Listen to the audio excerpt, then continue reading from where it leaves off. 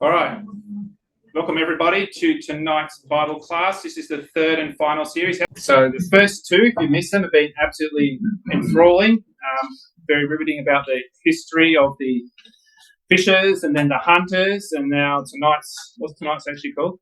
Signs and Wonders. Signs and Wonders. So that'll be really good, I'm sure, to hear that. There's no introductory readings, so we're just going to offer a word of prayer and then we'll go straight into it. Thanks, John.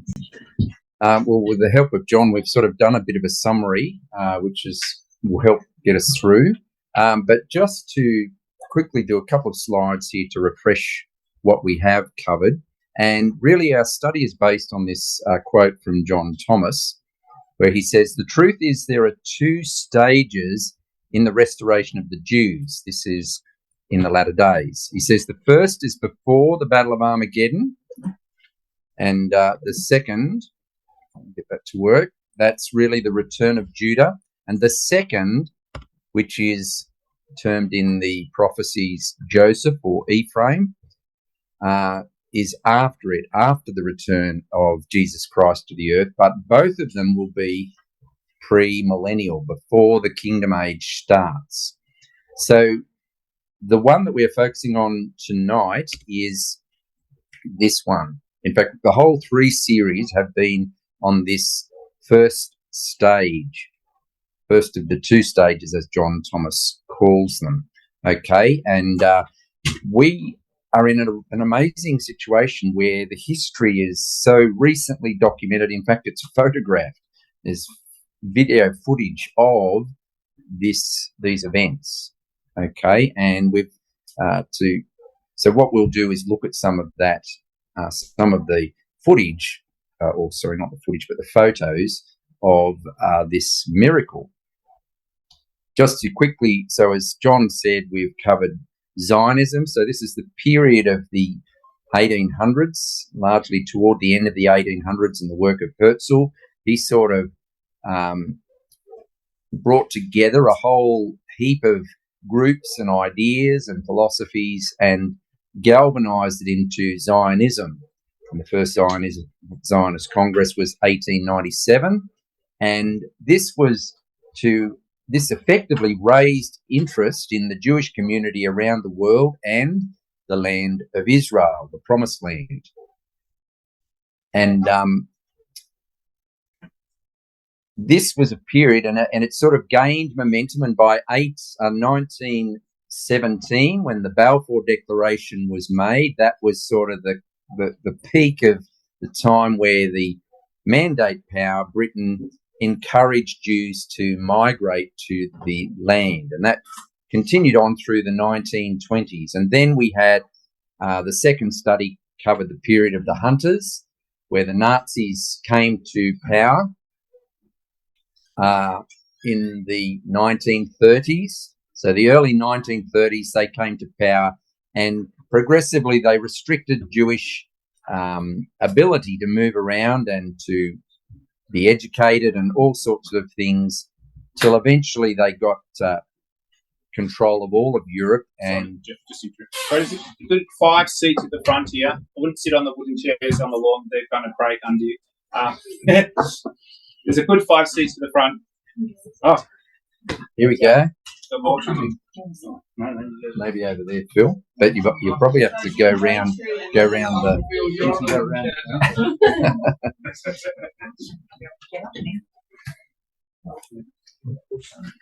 All right. Nice to have those additional comers come in. Okay, so we've got we're particularly up to World War II. That was the period of the hunters, where literally they hunted the Jews out of Europe, and they completely, in a very brutal way, dislocated the Jewish connection and the roots in Europe completely. And as we know, the tragedy of the Holocaust, which we'll focus a bit on tonight. And we saw that was particularly through the prophecy of Ezekiel, that famous prophecy of the Valley of Dry Bones. And as I said, there's often a bit of ambiguity with the Valley of Dry Bones prophecy, because people sort of say, well, it can't really be fulfilled until the kingdom age. But we could see and particularly with the prophecy that follows immediately after it, we could see that there's stages even in the resurrection of the Jewish state. Okay, there was the stick of Judah is in the land, and then after that, the stick of Ephraim is placed with the stick of Judah, which is already in the land. So you can see that sequence is very clearly spelled out in the prophecy. And tonight we're going to look at study 3, the signs and the wonders. Okay, just like with the first Exodus, Moses talked about that. We've got a quote about that in a minute. There were signs and wonders associated so that anyone who had the eye of faith could see the hand of God at work. And, the idea will blow your mind. Believe me, it's just phenomenal. And this has happened in recent history. All right, so we're going to look at the patterns of the Exodus, the first Exodus. We're going to see that there's clearly a parallel in modern times. And then we're going to look at the pattern of Messiah's suffering, okay, and the covenant that he established in his own blood, and we'll see the pattern of that as well. All right, let's go back to Moses. Here's the quote from Deuteronomy chapter 4, where I've got the title from this talk, okay, and we read it there, Deuteronomy 4:32 to 34. It says, "Has God essayed to go and take him a nation from the midst of another nation? By temptations, by signs, by wonders, by war, by a mighty hand, by a stretched out arm, by great terrors, according to all that the Lord your God did for you in Egypt before your eyes." All right, so this was the astonishing effect of the Exodus, the original Exodus out of Egypt, that these plagues and all the catastrophe that was associated was not just a cataclysmic sequence of accidents. This was designed to be a sign. Okay, and that pattern we'll see happens again today. Okay. That's a good question. Okay, so this is the story. This is where it all started. Remember, Moses had fled Egypt and lived for 40 years in the wilderness. And then when God called him, this was the process with the burning bush, okay, where he went up to look at this sign, this site, where the bush was in flame, but it never burned away. And that's where God appeared to him and told him he had to go into Egypt. Now, that's significant because we'll come back to that toward the end. The sign of the burning bush that was not consumed. All right, now this figure, it's really a metaphor, is picked up by the prophets. Okay, here's one example, Isaiah 43, and I'll read it for you. "But now thus saith the Lord that created thee, O Jacob, and he that formed thee, O Israel, fear not, for I have redeemed thee." Notice those words. "I have redeemed thee. I have called thee by thy name. Thou art mine." This is the unique relationship that the people of Israel has with God. Verse 2, "When thou walkest through the fire, thou shalt not be burned, neither shall the flame kindle upon thee." See, this is the language of the burning bush, isn't it? Where the bush was not consumed. So we can see the prophet sort of helps us understand what the symbol of the burning bush really represents. It represents the people of Israel who Moses was about to go and deliver from Egypt, that they would go through the rigor of Egyptian bondage, but they would come out refined. Here's another quote from Malachi. "For I am the Lord, I change not, therefore you sons of Jacob are not consumed." You can see this theme is bedded into the prophets. All right. Now we come to modern times. We're just going to, now I've got to do this to pick up a few threads, so I hope I don't lose you ducking back and forth. We're going to come forward and then we're going to go back again. All right. But of course we come to the Holocaust, and here is another modern example where the people of Israel were burnt in a very literal, tragic way.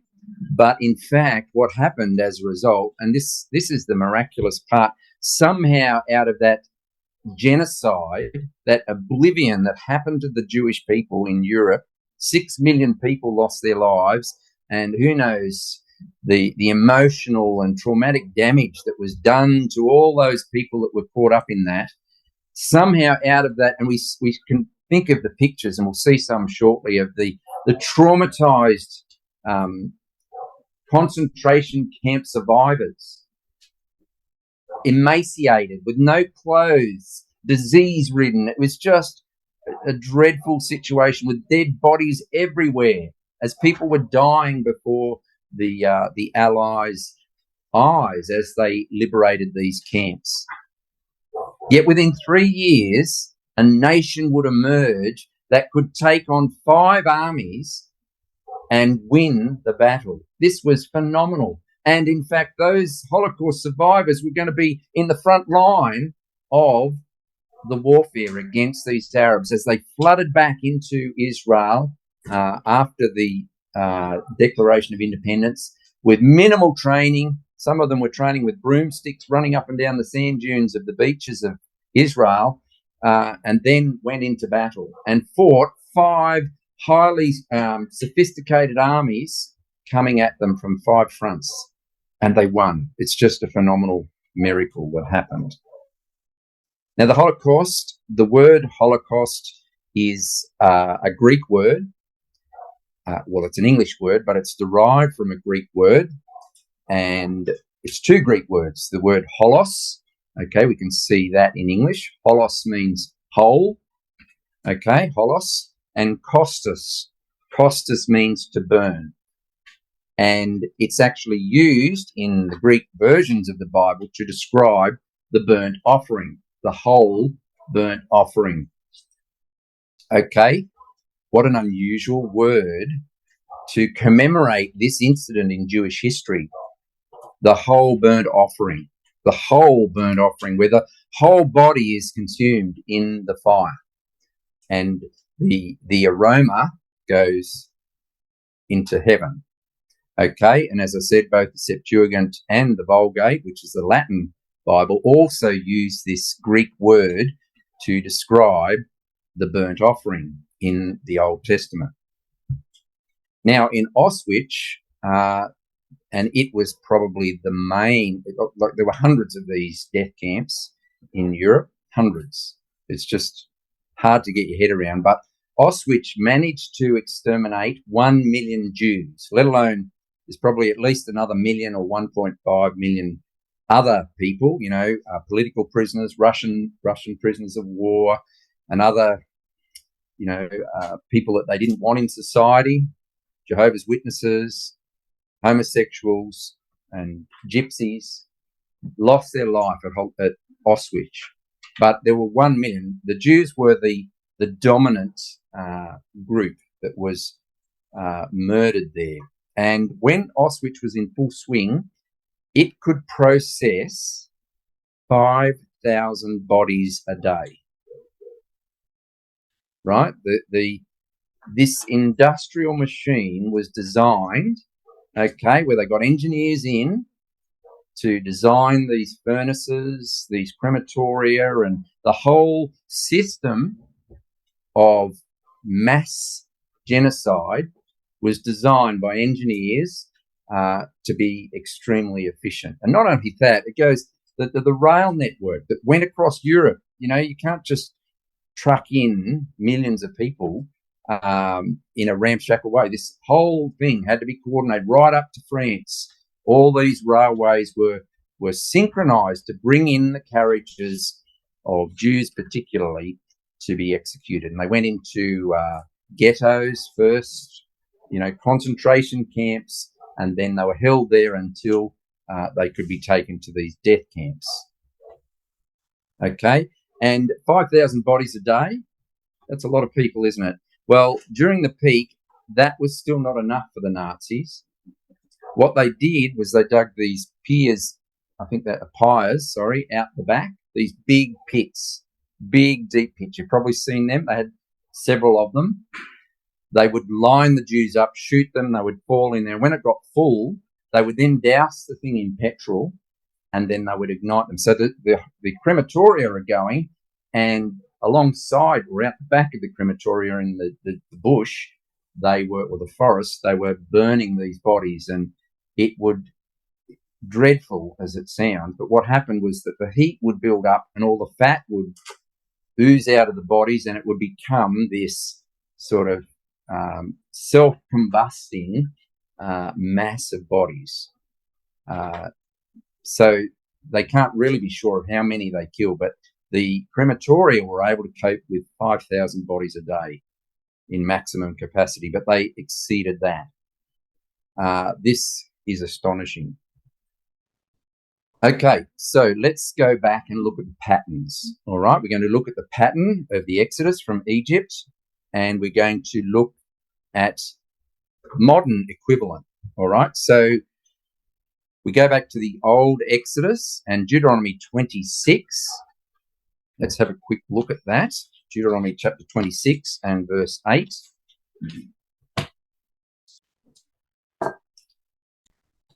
Okay, so again, this is Moses just before he dies. He's now reflecting on his time with the people of Israel for the 40 years in the wilderness. Okay, and he says there in verse 8, the Lord brought us forth out of Egypt. So he's reflecting on the journey. This is the journey of the people of Israel, and he's right at the border of the land, up there at Baal Peor, or at Mount Nebo, okay, where they're about to enter the land, and Moses has declined that opportunity. And here he is, an old man reflecting on what the years before. He's 120 years of age at this point. He says there, and the Lord brought us forth out of Egypt with a mighty hand and with an outstretched arm and with great terribleness and with signs and with wonders. There it is. So this is the second reference. So we looked at Deuteronomy chapter 4, and Moses is still astonished at what he had led the people through. Now I want you to come to Ezekiel chapter 20. This was potentially a reading, but we're going to cover it anyway. Okay, so we're going to now look at the parallel, okay, of Ezekiel 20, which talks about the second Exodus. All right, so we can see there on the left, at your left, yep, you can see the first Exodus, Moses referring to his recollection of the astonishing things that happened. All right, now we have Ezekiel 20, and let's pick it up in verse 32. All right, verse 32. Now, think of the Jewish people in Europe. We've covered this in the first study, you remember? Okay, the Jews were actually very reluctant to go back. What was stopping them? Can you remember? Why were they reluctant to go back to the land? The land was hard work, that's right, to go down. So many of them had successful businesses in Europe. They were very prosperous, and they were living quite an affluent lifestyle. To go back down to Palestine, which was just, a third world country full of disease and poverty, did not appeal to them. Pride. Sorry? Pride, yes. Okay. And assimilation. There were 40% of marriages during the 20s of Jews were to non-Jews, 40%. So you could see this was a dire situation for God's people as far as their separateness from the world. So here we go. Let's read Ezekiel 20, verse 32. And it's a classic. This is just, I'll try and catch the sense of it, but this is amazing. And that which cometh into your mind shall not be at all that you say, we shall be like the heathen, as the families of the countries to serve wood and stone.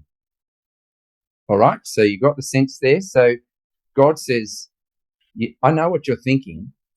You just want to stay there with the Gentiles, don't you? You love it there. In fact, you're very comfortable. And look what he says. That which you say will not be. Look at this, verse 33.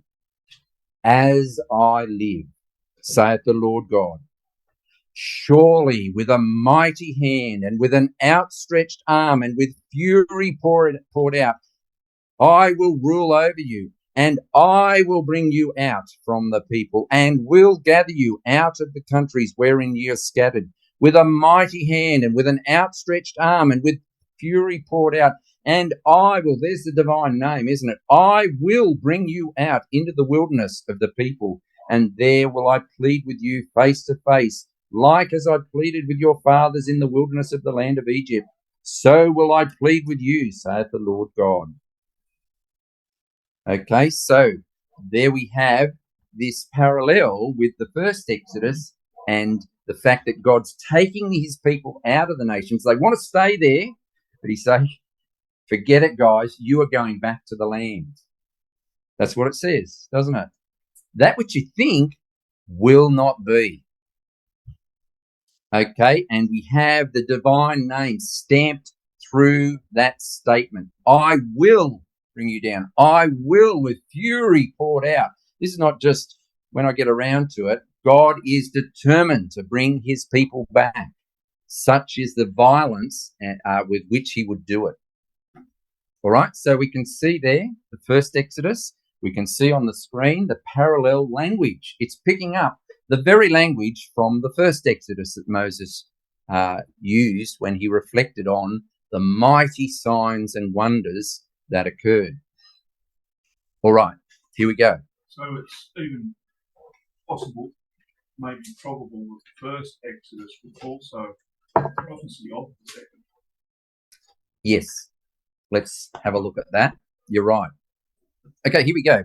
We're zipping back to the first Exodus because we've got to pick up the pattern. All right, so I hope I don't lose you there. All right, so here we have, what's that scene? Okay, what's that in the background? Sinai. Okay, there they are. They've just completed making the tabernacle effectively. Do you know how long they spent here? 2 years, that's right. So 2 years, this slave rabble came out of Egypt, and God sort of knocked them into shape. He gave them laws, he gave them the tabernacle, etc. Okay, and it sort of looks like the ideal scene, doesn't it, really? When you think there's God in the middle and the four-square camp of Israel around it, it's sort of, this is beautiful. That's how it's meant to be, isn't it? Okay, with God's people and God right at the centre of it, and there's all order, and they're at the foot of Sinai, and they've got the law. This is the ideal, isn't it? But in reality, it's actually not like that at all, is it? Okay? Remember these people? They'd been only just recently dancing around the golden calf. Okay? Where did the majority of these people prefer to be? Back in Egypt. They said this numerous times, even after this event, when they were going through this, oh, to God that we could go back to Egypt and enjoy the food. See that? You can see that the prophecy of Ezekiel is picking up that same attitude where they just really wanted to be back there. They couldn't be bothered with this hard life in the wilderness, going down there into the desert place of the promised land. That didn't appeal to them. All right, so let's just remember that this generation, what happened to them? All right. Now, what's this story? Who can tell me? The spies. Okay, so the spies. All right. So this is very shortly after that scene. So here we are. After 2 years, God had sort of, got a bit of order and shape to the nation and structure. The elders were appointed, etc. The judges, the whole thing was sorted out. And the intention was that they were going to go straight up from there to Kadesh Barnea, and go into the land. Remember the story? Okay, now what happened? The people were afraid. That's right.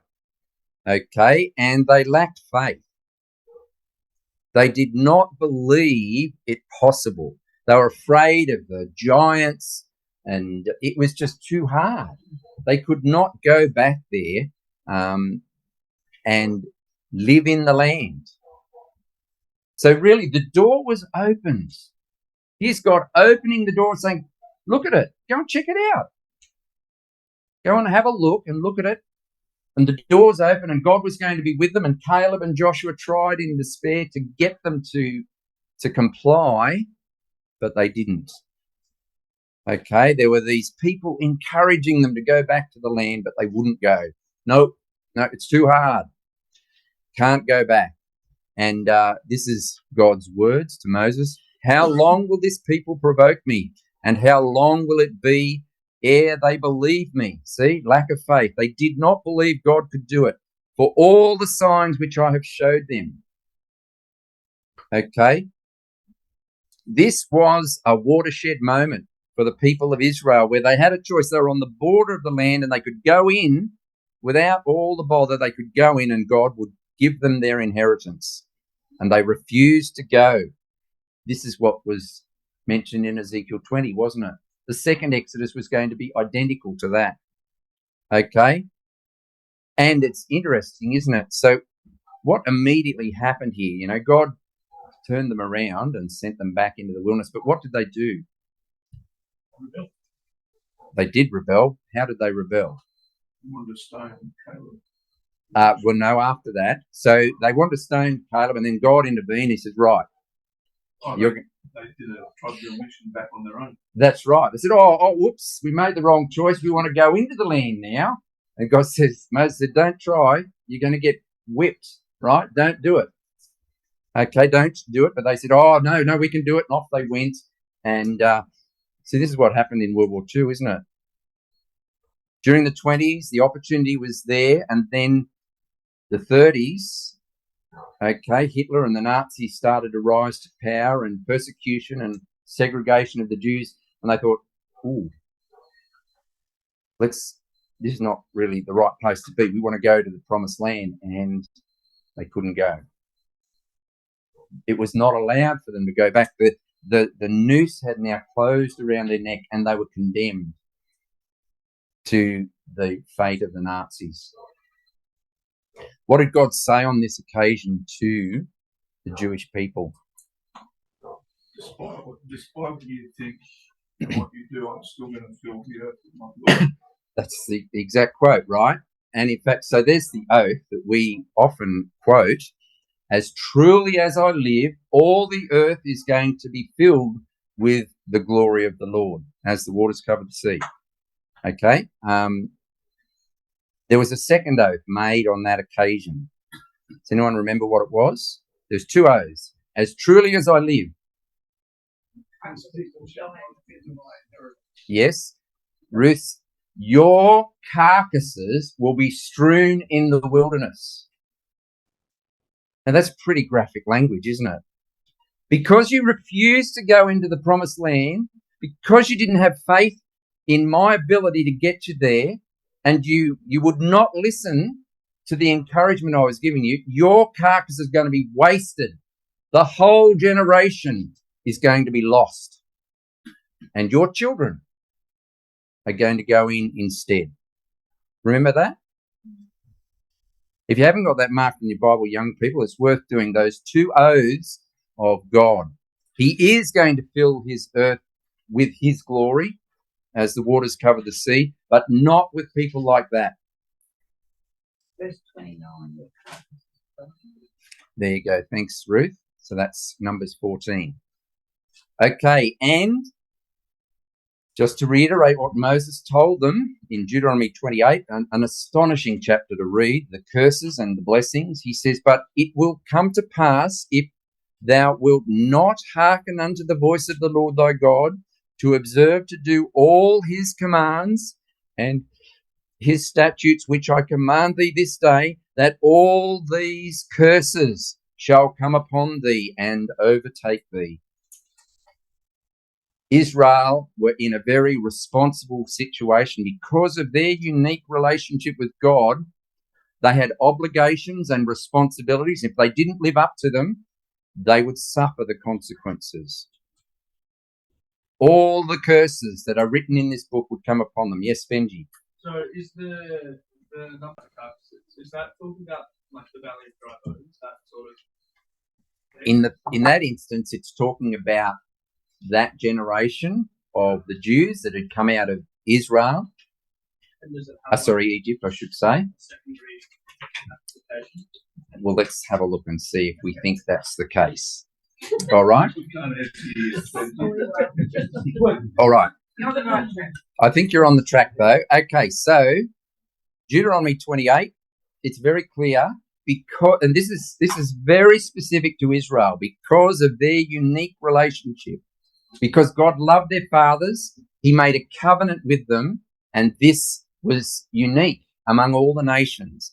And He said that with that unique relationship, that special relationship with me, comes obligations and responsibilities. And if you don't live up to them, you will suffer the consequences.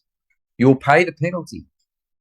All the curses, and they're outlined there. And when you read Deuteronomy 28 and you think about the story of the Holocaust, you can't help but see the parallel. We're not going to do that now, but we're going to carry on. Okay, now this is one particular concentration camp. This is Dachau, and it's got the famous saying. So you're probably more familiar with Auschwitz, that had it over the big gates. Okay, but at Dachau, which was I think this was the first concentration camp, just in Munich, where they used to put a lot of political prisoners to start with, and then it sort of became the experiment where they developed their skills. There was a crematoria here and a gas chamber, but it was still quite primitive in there. They didn't sort of get the whole machinery of it working until about 1942-43,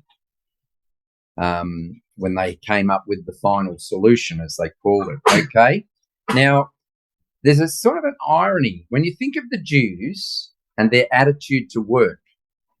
All right, the Jewish people, think of the stock market, think of Hollywood. Okay, think of anything that a Jew turns his hand to. What does he do it well? He works very hard. Okay, I'm not saying consequently everyone else doesn't, but there's sort of an irony with this when you think about it, that these concentration camps had this motto: work will make you free. There's sort of this rude irony associated with it, because they refused to go down to the promised land because of their businesses and their success and their lifestyle and the luxury.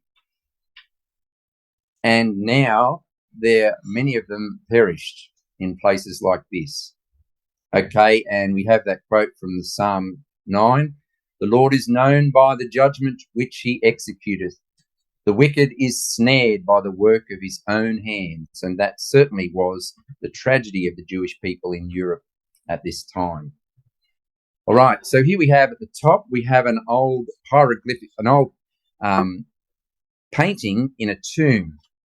It's the Ban tomb of Rachmir in the mid-15th century BC. So around the time of the Jews in Egypt. And look at what it is. This is amazing.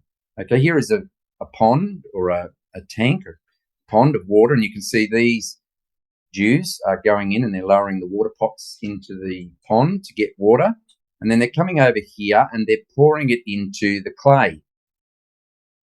And these guys with their little hose are mixing up the clay, and they're loading the clay onto this guy's shoulders, and he's carrying it over here. And here, what is he doing? Making bricks, mud bricks, all right? And there they are mixing up more clay. Here they are stacking them, and here they are, after they're sun-dried, they carry them and stack them for use. Why is that interesting? That's Israel and Egypt. That's Israel in Egypt.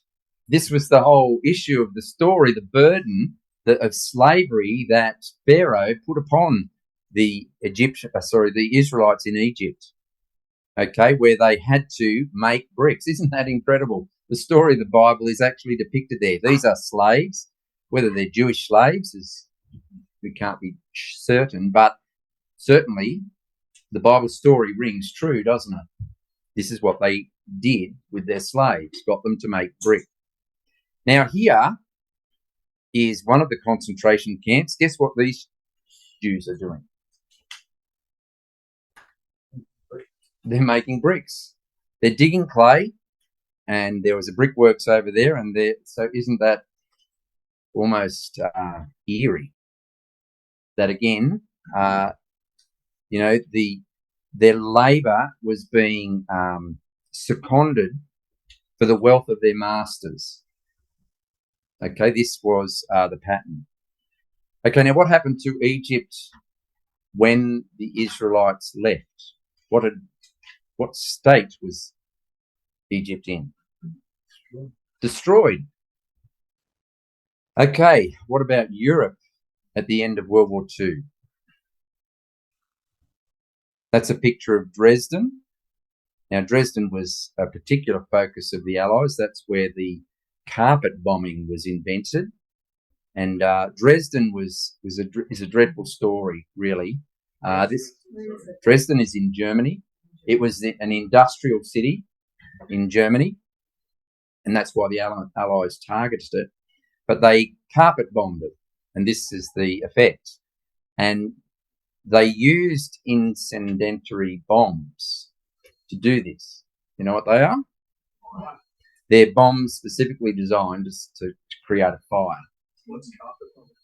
Carpet bombing is where you don't...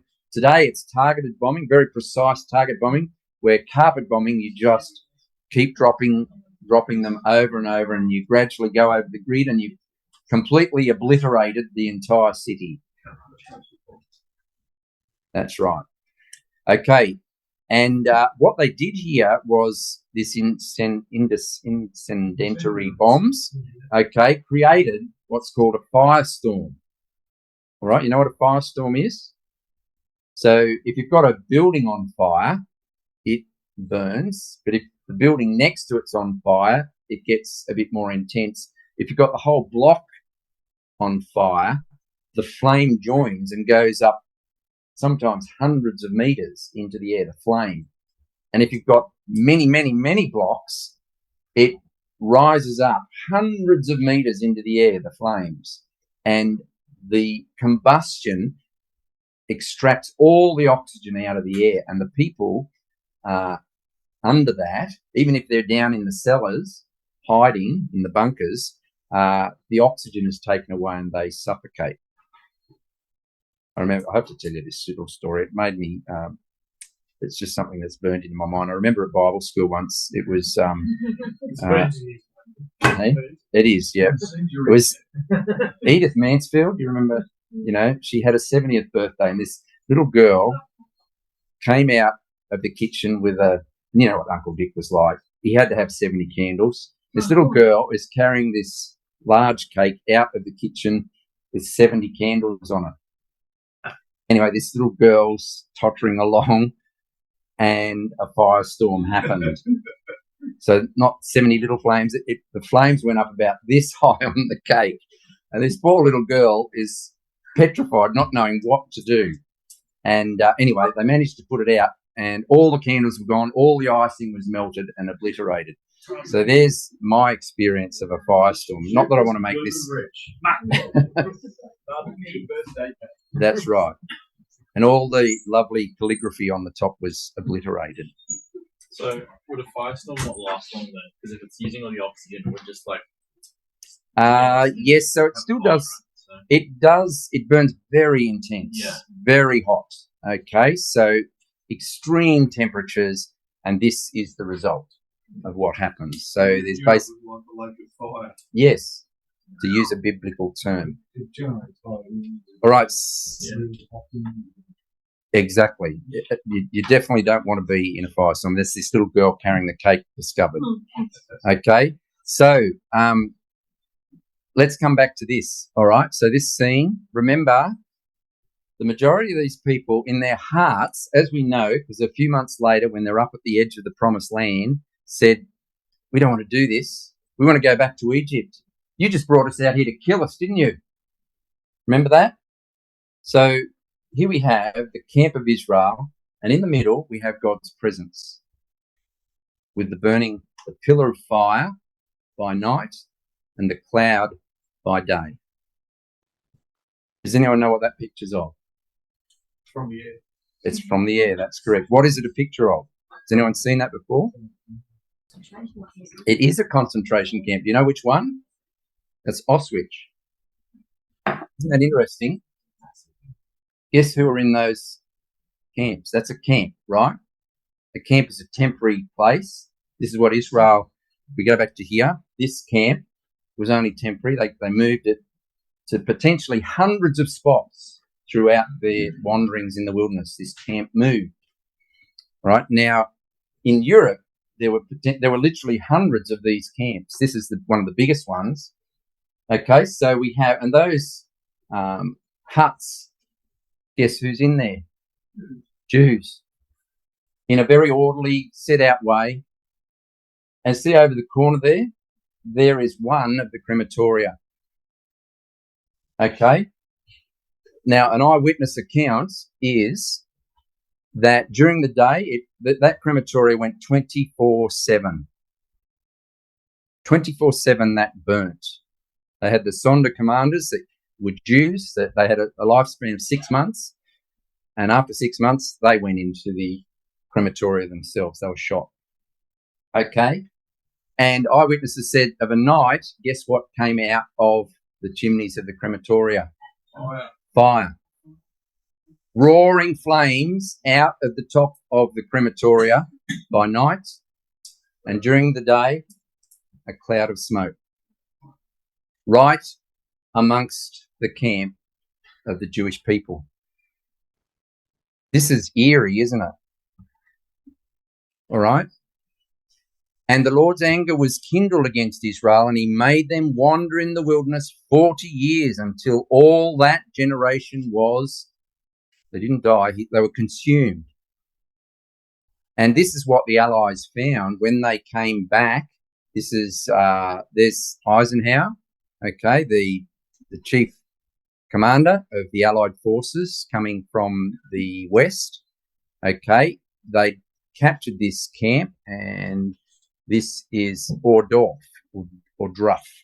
Can't pronounce the German name, but one of the concentration camps. And they said,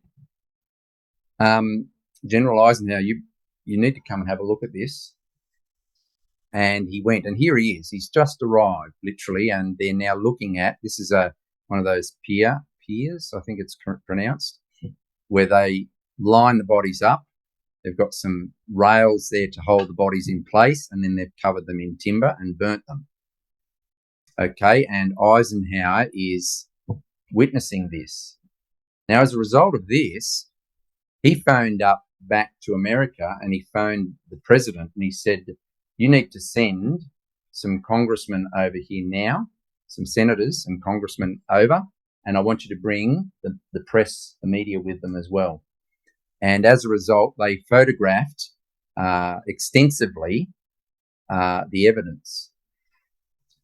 Okay, and this was Eisenhower's first direct encounter with the horrors of what the Nazis had done.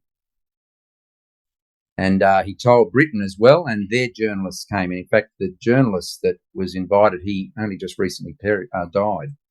Okay, and he documented the atrocities that had happened. And I've said this before, but guess what they said when they got there? The journalists arrived, in the typical American press with their cameras and everything, and they got there and they took them through the gate, and they said, now that is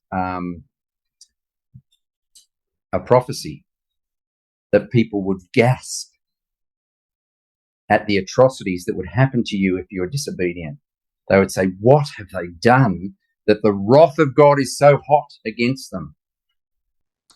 I can't think of the prophecy, but it's repeated several times through the prophets. Now, another phenomena that happened This is quite a nice little shot, isn't it? This is the Jews that went back to the land after World War II. And the vast majority of them were children. You know why? Because the parents had all largely died. And there were kibbutzim throughout the land that had one or two adults, and the whole kibbutz with children, teenagers. Does that sound familiar? Orphans, that's right. These children had survived the horrors somehow and had come to the land, and that's a very beautiful picture of these happy children, but they've got a dreadful tale to tell, all of them. Well, I know it's not exactly right. That's the idea. but that's the parallel, clearly. The old generation perished and the new generation went in. Can you see? These are the wonders that God has left on record for those who have an eye of faith. All right, so when the Israelites did end up going into the promised land, back in the first Exodus, what did they do? What was the general mission when they arrived in the promised land? Jericho, and to conquer the land. And God was with them, wasn't he? All right, and there was spectacular success. All right, we have the battle of, there was Ai, but then there was the Southern Confederacy that, banded against the Gibeonites, and Israel smashed them. And then there was the Northern Confederacy that the Israelites were able to march all night and smashed these things. And over a period of probably a couple of decades, they smashed spectacularly. These people who lived in the desert went and had success in conquering the land. This is a picture from from the 6-Day War, and it's the route from Egypt up through the Negev, and you can see there, as far as the eye can see.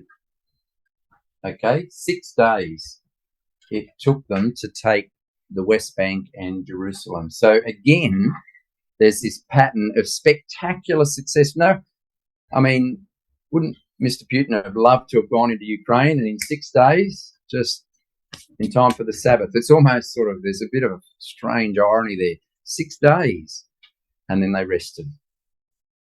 Okay, but here we have one example of many military campaigns of the Jewish people in the Promised Land when they inherited it or when they settled there, and unbelievable success.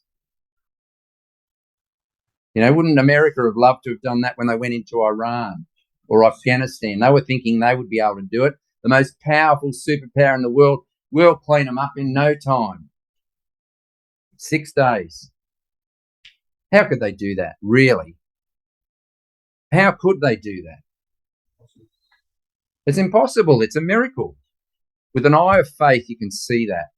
And here we have we can see during the mandate, we can see there the Jewish settlements in white, and gradually at the partition of the land in 1947, and then after the War of Independence in 1948, and then we have after the 6-Day War when they took the West Bank and allowed these little Palestinian enclaves to exist. All right, little by little, as God said, they would take back the land, okay, lest the wild beast would multiply. Remember that story? Okay, another parallel. Isn't it interesting that when the UN UNSCOP was at Haifa, a ship comes in, happened to be called, what? The Exodus. Okay, and if you've read Leon Uris, as much as you can trust him as a biographical author, okay, he said that when they were in France, before they left, they put on the ship, "Let my people go." What's that a quote from? It's Moses to Pharaoh, isn't it? Let my people go. Okay, all these uncanny parallels. They could see that. This ship had a different name. And at the last minute, they thought, you know what we should call this ship? We're going to call it the Exodus. People said, the what? What are you going to call it the Exodus for? That's what it's going to be called. And it was, there was something like 60 ships that tried to run the gauntlet with the British. Something like 60 ships. Can you tell me the name of any of them? Which one can you remember? Exodus. The Exodus. Isn't that unusual? The prominent one of all those ships is the Exodus. Okay, here's another book. This is well worth listening to if you're into this sort of history. It's called The Pillar of Fire. It's a documentary. It used to be a television series. It's also a book, and they've made it into DVDs now. And it documents all this period that we've been covering. Okay? And they decided to call this the Pillar of Fire. Why did they call it that? Show God's hand. Exactly. That's a reference to the pillar of fire in the wilderness, isn't it, as they came back to the land? Only shone on the Jews, not the... Yes.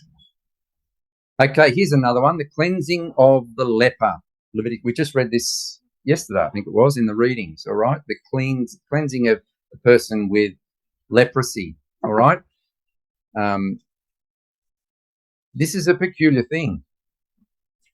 All right, here we have some Jews arriving at a concentration camp. It's Buchenwald concentration camp. Now you can see it's very cold. See the commander there? He's seriously rugged up. Okay, and these are Jews that have just arrived, and there's some more Jews in the typical Jewish clothing. All right. So upon arrival, the first thing you must do is strip off. There they are. I'll try to be discreet here. Okay, so we can see in the foreground, what are they doing to these prisoners that have just arrived? There's their clothes. Shaving their heads. Now, I actually spoke with a Holocaust survivor down in Sydney. You know how the Jewish Museum down there. In fact, I've spoken with some in the land too. I said, what did they shave? And they said, wherever there was hair on our body, they shaved it. That was their answer. In both cases, wherever there was hair on our body, they shaved it. And in the back here, what's happening to this guy? He's having a bath. All right, now, remember that there's the commander there in his gear. Whoops, sorry. Okay. Millions of Jews went through this process that mirrors the cleansing of the leper. Millions. And is that because they thought they were carrying diseases and things? And cut the hair off and wash them? Well, the dirty Jew? A lot of them, they would do this to, and then they would take them straight to the gas chambers and kill them. It was more to humiliate. It was to humiliate, and, you know, they wanted the hair, they wanted the clothes. There was lots of reasons. But they meticulously went through this routine, this peculiar routine, really. Even when they took them out into the forest, they stripped them off. They didn't shave them, but they stripped them off naked, shot them in the pits. Okay, and this was the process of cleansing the leper, all right, where they would shave their entire body and then they would wash and they would go through this process. After that, they were then able to come into the camp. That's what it says. Able to come into the camp. Up until then, they were excluded from the camp. They were outside the camp. Isn't that unusual? All right, so the pattern of the second one, Messiah. Even the camp in the wilderness was really a death camp. That's right. Where that generation perished. That's right. And again, the practice was followed back then. So Miriam, when she got leprosy, she was outside the camp for 7 days, and they had to wait for her to be cleansed to come back in before they could move on. Okay, so now we're going to the second part. This is the suffering of the Messiah. Okay, here is a quick, I think that's what I had. Yep. So I've got a series of collages here. I'm going to quickly whip through them, and hopefully you'll see the point. But there are many, many, many messianic prophecies of Messiah's sufferings, and these are a sample. We could use many more. I tried to get the best of them, but there are more. We could have, and I would have bored you if I'd have gone on too long. Okay, here we are, Psalm 69. They looked for some to have pity, but there was none. Psalm 69, he was hated without a cause. He was delivered for envy. The soldiers mocked him. Okay. He was beaten. He was flogged. His hair was plucked out and he was spat upon. He was despised and rejected, and he was acquainted with grief. These are all prophecies of Messiah that you're familiar with. Psalm 22 says that he would be murdered naked. Psalm 22 says they parted his garments among them. Isaiah 53 tells us that he would be brought as a lamb to the slaughter. And as we know, Jesus on the cross prayed in his desperate plight, my God, why hast thou forsaken me? Now, this is just a sample. All right, let's go. They that hate me without a cause are more than the hairs of my head. They that would destroy me, being mine enemies, wrongfully are mighty. This was the Jewish situation in Europe. Okay, there's Crystal Night, Crystal Nacht, as the Germans pronounce it. There's the SA. Okay, and this is in Austria, where they just selected Jews from the crowds and humiliated them and made them wash the streets, scrub the streets in front of everyone. So this was the rise of the Nazis to power. Brought as a lamb to the slaughter. Okay, so what is that a picture of? The cattle carts. What were these cattle carts used for? To bring animals to a slaughter. That's right. You would load them up with the livestock and take them to the abattoirs to be slaughtered. Who's in these carts? Jews. Led as a lamb to the slaughter. And they didn't resist. They were sort of deceived, a lot of them, but they didn't resist. Like a lamb brought to the slaughter. Here we are, the women and children, and you can see there is the cart. In their thousands, they carted these Jews off to the death camps, the abattoir. Now, here is a picture of them arriving. Now, Phil's a bit of a shepherd. He knows what you do with sheep, okay, where you sort the sheep. All right? This is what we used to do on our farm. We didn't have sheep, but we had cattle. But you would sort out the culls that would go to sale and the ones you would keep as breeders, all right? And you would have a race. You would run them down, and that would be a cull. That one would be a cull. That one would be kept. That one would be a cull. That one would be a cull. Cull means to cull out, to reject. Here they are, lining up here, and I think this one has Mengel. That's him there, I think. Dr. Mengel there at Auschwitz, and this is what he did. Left, left, right, right, left, left, left, left. They were the culls, and they were the ones that they kept. Led as a lamb to the slaughter. Dogs have compassed me, assemblies of the wicked have enclosed me, and the soldiers mocked. This is recorded in Luke's Gospel. Now, these are collages of people. There's some of them in the photos are laughing, and there are some in the photos that are not laughing. All right? Okay. We can see the Jewish people being humiliated here, being mocked by the soldiers. Okay? This is great sport. Okay, as they publicly humiliate the Jews. Okay, the soldiers mocking the Jews. I gave my back to the smiters. Now, this picture is a mock-up for the Nuremberg trials of what regularly happened in the concentration camps. This is a beating, all right? So you can see there's the subject there, and he's got someone sitting on him, and there's two people beating him. Okay, he gave his back to the smiters. This was an everyday, regular occurrence to Jews in concentration camps. Here's another one where they would put them on the ground and someone would put their foot on them and they would beat them.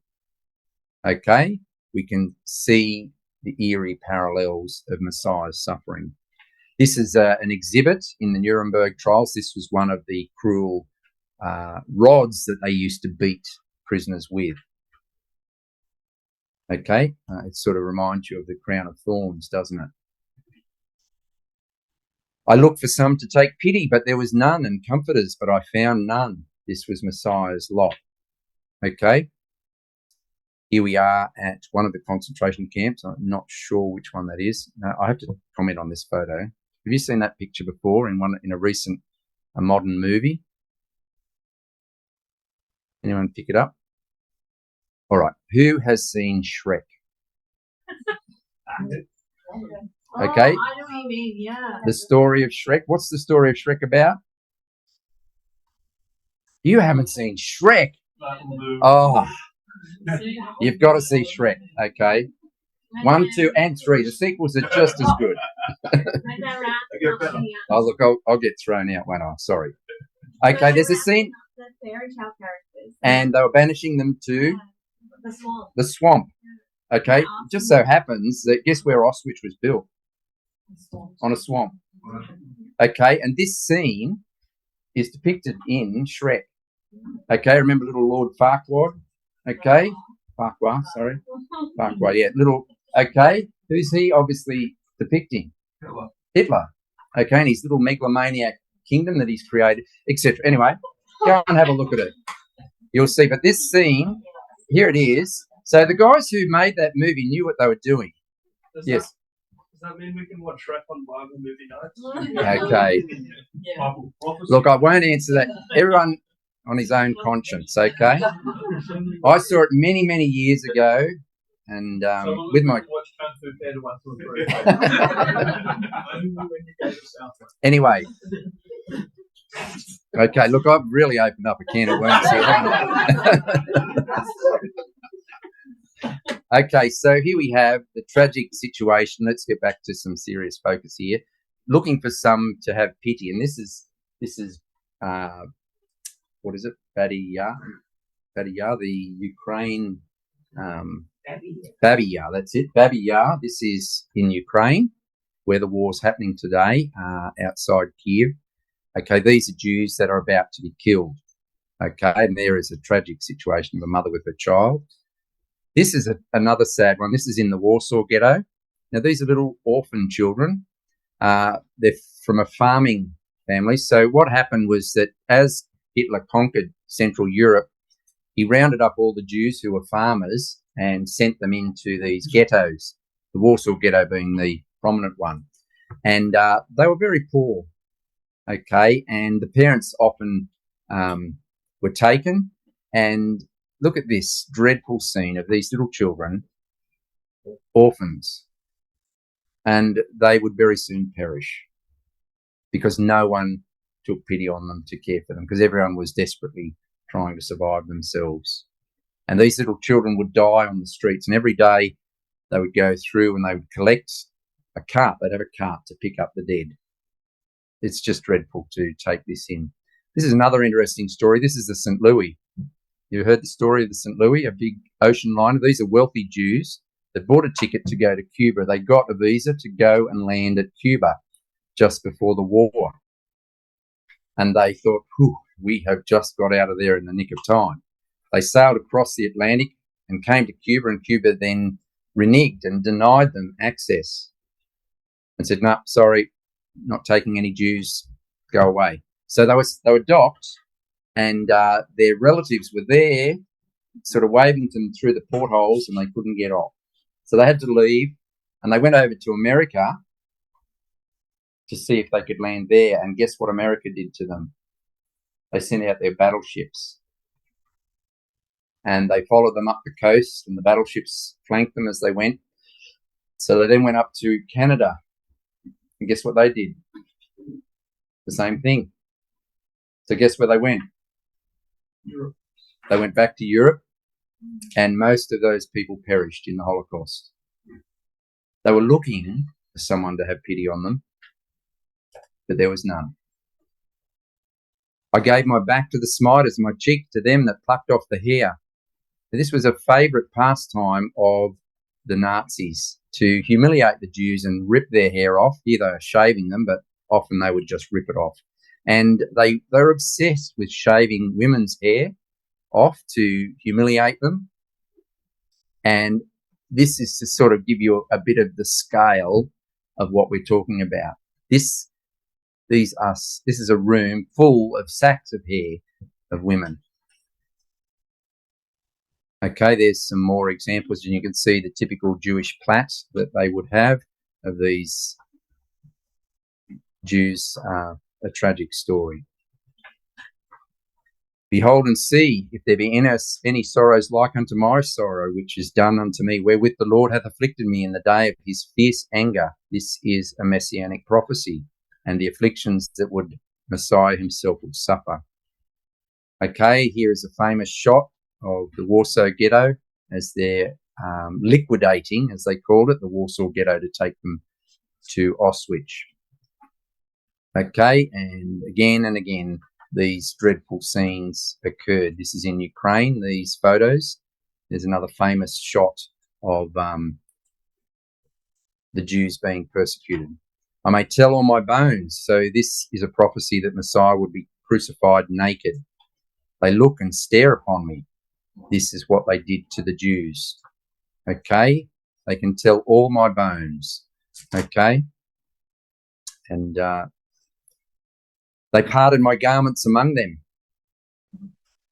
Okay, there's shoes. This is Babi Yar. This is up where that woman and her child were. 36,000 people they managed to execute in a day. 36,000. That's the population of a big town, isn't it? Okay, and there's the Germans scrounging through all their clothing. There's an interesting story with Babi Yar. They buried them into this big valley or sort of gully and pushed all the dirt on them. And years later, the valley flooded. And guess what got washed out? All the bones that littered the valley floor. That sounds familiar, doesn't it? There's the special prayer shawl. That indicates a lot of people, doesn't it? Here's another prophecy. In the third day he will rise up and we shall live in his sight. Okay, so the Jews, as we mentioned, this was typical of what the Allies found. Okay, those who had survived, this was their condition. And within 3 years, May 45 was when the European war finished. And in May 48, 3 years later, there was Ben Gurion issuing the state of independence, Declaration of Independence. Son of man, can these bones live? And I answered, O Lord, thou knowest. Okay, so the Holocaust we can see was not just a random sequence of events. With the eye of faith, we can see uncanny things. There's signs and there's wonders happening here. And this is just to show you that God is not just a big ogre. I have surely seen the affliction of my people which are in Egypt, and have heard their cry by reason of their taskmasters, for I know their sorrows. In all their affliction, he was afflicted. Now, let's try and pull this together. So we know Messiah's crucifixion was a declaration of God's righteousness. These signs were example, as Paul says in Corinthians. Man, and this is what Messiah's crucifixion declared, that man is inherently sinful and worthy of death. These are first principle statements that we embrace. Death is the wages of sin. Think of this in the context of the Jewish people. Okay, this is a declaration of God's righteousness. God is righteous and just. This is what Messiah's crucifixion declared. God is faithful to his promise. So he did resurrect his son. He did give him his inheritance. And he certainly did this with the Jewish people as he brought them back into the land. God vindicated his firstborn son by resurrection, and he vindicated the Jewish people, Israel, because of their resurrection. And this is all a type, of course. Okay, acknowledgement and identification with this sacrifice lays the basis of forgiveness. This is what we acknowledge when we get baptized. Okay, and you can you hear the overtones of the Jewish people now, the national redemption of that people. These are going to make up the kingdom of God. They're the nucleus of the kingdom of God, like the Son of God is the nucleus of God's family. Okay, I think that was all I had to say on that.